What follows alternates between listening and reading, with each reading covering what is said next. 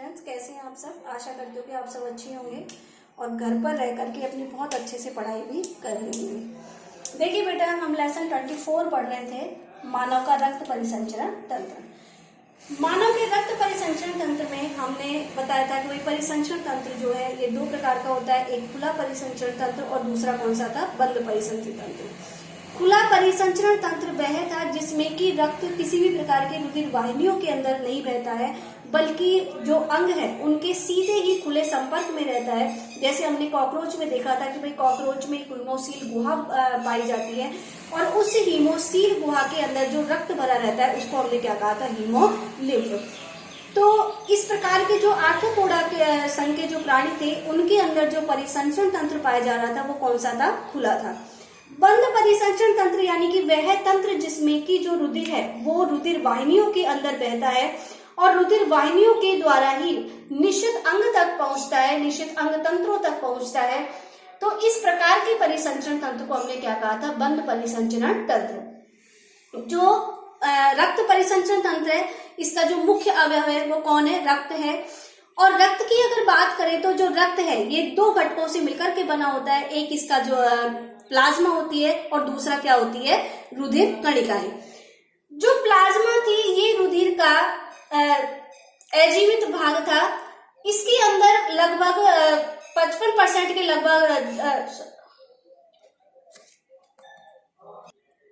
जो प्लाज्मा है उसके अंदर लगभग 55% नहीं बेटा, लगभग 92% जल पाया जाता है तथा जो अन्य 8% कार्बनिक या अकार्बनिक पदार्थ पाए जाते हैं। अब इसी प्लाज्मा के अंदर तैरते हुए अवस्था में कौन पाई जाती है, रक्त कणिकाएं, जो इसका रक्त का क्या है, दूसरा अवयव है। तो आज हम रक्त कणिकाओं के बारे में ही क्या करेंगे, अध्ययन करेंगे। देखिए बेटा, जो रुधिर कणिकाएं हैं ये प्लाज्मा में कैसे पाई जाती है, तैरते हुए पाई जाती है, इनके अंदर ये तैरती रहती है। और जो रक्त रुधिर कणिकाएं ये रुधिर आयतन का लगभग 45% भाग का क्या करती है, निर्माण करती है। रुधिर कणिकाएं हैं ये 3 प्रकार की होती हैं। एक लाल रुधिर कणिका होती है जिसे हम रेड ब्लड कार्पल्स कहते हैं, दूसरी होती है श्वेत रुधिर कणिका जिन्हें हम व्हाइट ब्लड कार्पल्स कहते हैं, और तीसरी होती है रुधिर पट्टिकाणु या प्लेटलेट्स। आज हम जिसका अध्ययन कर रहे हैं वो है लाल रुधिर कणिका या इरिथ्रोसाइट या रेड ब्लड कार्पल्स या आरबीसी कहते हैं इनको। तो देखिए बेटा, लाल रुधिर कणिका से क्या मतलब है। अब देखिए बेटा, जो लाल रुधिर कणिका है ये ब्लड का मुख्य अवयव होती है और ये लगभग रुधिर का 99% भाग का क्या करती है, निर्माण करती है।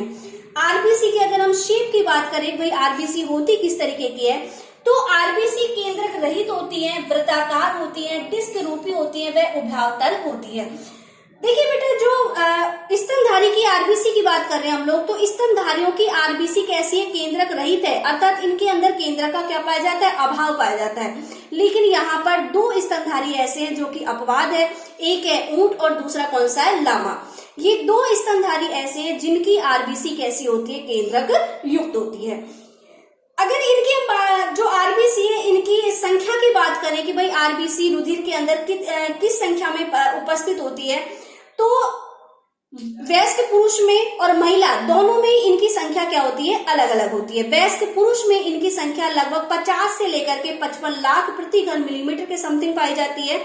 अगर वयस्क महिला की बात करें तो वयस्क महिला में 40 से 45 लाख प्रति घन मिलीमीटर पाई जाती है।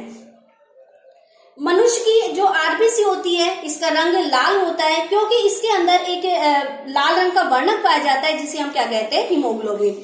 हीमोग्लोबिन होता है ये श्वसन रंजक है, अर्थात ये शरीर के अंदर ऑक्सीजन को लेकर के जाने का क्या करता है, गमन करता है। यानी कि ऑक्सीजन को जो ट्रांसपोर्ट करने का काम है, परिवहन करने का काम है, अंगों के अंदर परिवहन कराने का काम किसका होता है, आरबीसी।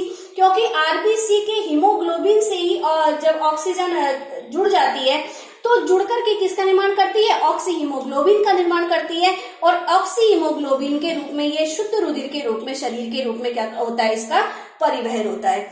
हीमोग्लोबिन जो है ये एक संयुग्म प्रोटीन है, यानी कि जो हीमोग्लोबिन है ये 2 अवयवों से मिलकर के बनी होती है, एक होता है हिम समूह और दूसरा होता है ग्लोबिन। देखिए बेटा, हिम होता है ये आयरन होता है, यहाँ पर आयरन Fe+2 अवस्था में उपस्थित होता है, जबकि जो ग्लोबिन है ये प्रोटीन होती है। ग्लोबिन क्या है, यहाँ पर प्रोटीन है। आरबीसी के जीवन काल की बात करें तो आरबीसी का जीवन काल कितने दिन का होता है? 120 दिन का। जब भ्रूण होता है तो उसमें आरबीसी का निर्माण भ्रूण की अस्थि मज्जा में होता है और इसका जीवन काल कितने दिन का होता है? 120 दिन का। आरबीसी 120 दिन के पश्चात जब ये मृत हो जाती है, जब ये या फिर ये वृद्ध हो जाती है, तो वृद्ध या मृत आरबीसी का विघटन कहाँ पर होता है? प्लीहा या यकृत में। तो प्लीहा के अंदर इसका विघटन होता है, इसी कारण प्लीहा को क्या कहते हैं? आरबीसी का कब्रिस्तान भी कहते हैं, क्योंकि जब मृत आरबीसी है उसका विघटन कहाँ पर होता है? प्लीहा में होता है। और विघटन होने पर जो आरबीसी का हीमोग्लोबिन जो पाया जा रहा था, उसमें जो ग्लोबिन प्रोटीन भाग है ये तो किसमें परिवर्तित हो जाता है? इसका तो एमिनो अम्लों में परिवर्तन हो जाता है, तथा जो हिम समूह का जो लोह था उसको यकृत क्या कर लेता है? संग्रहित कर लेता है। और जो उसका शेष भाग है वो बिलीरुबिन और बिलीवर्टिन नामक पित्तवर्णकों के रूप में शरीर से बाहर क्या कर दिया जाता है? उत्सर्जित कर दिया जाता है। तो एक बार बोर्ड पे देखिए बेटा, रुधिर कणिकाएं प्लाज्मा में तैरती हुई अवस्था में पाई जाती हैं। ये रुधिर आयतन का लगभग 45% भाग रुधिर कणिकाएं होती हैं।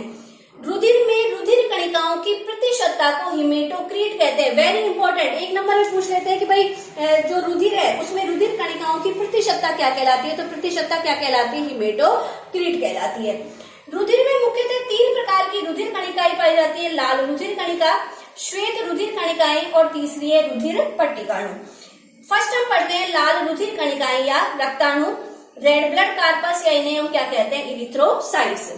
मनुष्य के रुधिर में लगभग 99% आरबीसी पाई जाती है। स्तनधारियों की आरबीसी केंद्रक रहित वृत्ताकार डिस्क रूपी व उभयावतल होती है। अब देखिए बेटा, ये उभयावतल क्यों है? उभयावतल ये इसलिए होती है क्योंकि ये ऑक्सीजन को से जुड़ने के लिए उसे क्या कर देती है? सतह प्रदान कर देती है। तो इससे ऑक्सीजन का आसानी से क्या हो जाता है? बॉडी के अंदर परिवहन हो जाता है। वयस्क पुरुष के रक्त में आरबीसी 52 लाख प्रति घन मिलीमीटर पाई जाती है। यानी कितनी बताई थी हमने? 50 से 55 लाख। आपकी बुक के अंदर 52 लाख प्रति घन मिलीमीटर उन्होंने एक एक्यूरेट रेट बता रखी है। तो रक्त में आरबीसी कितनी पाई जा रही है? 52 लाख प्रति घन मिलीमीटर। तथा वयस्क महिला के रक्त में आरबीसी 47 लाख प्रति घन मिलीमीटर पाई जाती है। मनुष्य की आरबीसी में हीमोग्लोबिन नामक लाल रंग का वर्णक पाया जाता है।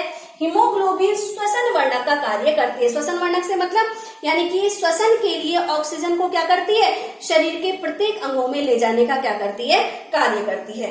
हीमोग्लोबिन एक संयुग्मी प्रोटीन है। इसके प्रत्येक अणु में 4 फेरस आयन युक्त हिम समूह तथा 4 पॉलीपेप्टाइड श्रृंखलाएं पाई जाती है।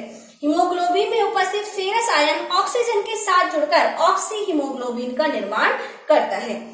मानव रक्त में हीमोग्लोबिन की औसत मात्रा 15 ग्राम प्रति डेसीलीटर पाई जाती है। यानी 1 डेसीलीटर ब्लड की बात करें तो कितनी पाई जा रही है? ये 15 ग्राम पाई जाती है।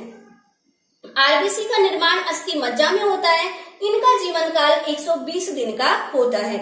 आरबीसी के वृद्ध व कमजोर होने पर इनका प्लीहा व यकृत में क्या होता है? विघटन होता है। तो कहाँ पर विघटन हो रहा है? इनका प्लीहा में। और इसी कारण प्लीहा को क्या कहा जाता है? आरबीसी का कब्रिस्तान कहा जाता है। विघटन होने पर हीमोग्लोबिन के प्रोटीन भाग को एमिनो अम्लों में तोड़ा जाता है तथा हिम समूह के लोह को यकृत में संग्रहित कर लिया जाता है तथा शेष भाग को बिलीरुबिन व बिलीवर्टिन पित्तवर्णकों में परिवर्तित करके शरीर से बाहर उत्सर्जित कर दिया जाता है। तो इस तरीके से हमने आज किसका अध्ययन किया है? आरबीसी का। अब देखिए बेटा, रक्त में रुधिर कणिकाओं की प्रतिशतता को हम क्या कह रहे हैं? हिमेटोक्रीट। रुधिर कणिकाओं की प्रतिशतता क्या कहला रही है? हिमेटोक्रीट। जबकि रक्त में उपस्थित हीमोग्लोबिन का मापन क्या कहलाता है? हीमोग्लोबिनोमेट्री। वेरी इंपॉर्टेंट है दोनों। क्वेश्चन आ जाता है हीमोग्लोबिनोमेट्री से आप क्या समझते हैं? तो हीमोग्लोबिनोमेट्री क्या है कि रक्त में उपस्थित हीमोग्लोबिन का मापन क्या कहलाता है? हीमोग्लोबिनोमेट्री। हम अगर हीमोग्लोबिन का मापन करना चाहते हैं कि भाई रक्त के अंदर कितना हीमोग्लोबिन उपस्थित है, तो हीमोग्लोबिन का मापन क्या कहलाता है? हीमोग्लोबिनोमेट्री। तो इस वीडियो में हमने लाल रुधिर कणिका या आरबीसी है उनका हमने अध्ययन किया है। नेक्स्ट वीडियो में हम लोग डब्ल्यूबीसी तथा प्लेटलेट्स का क्या करेंगे? अध्ययन करेंगे।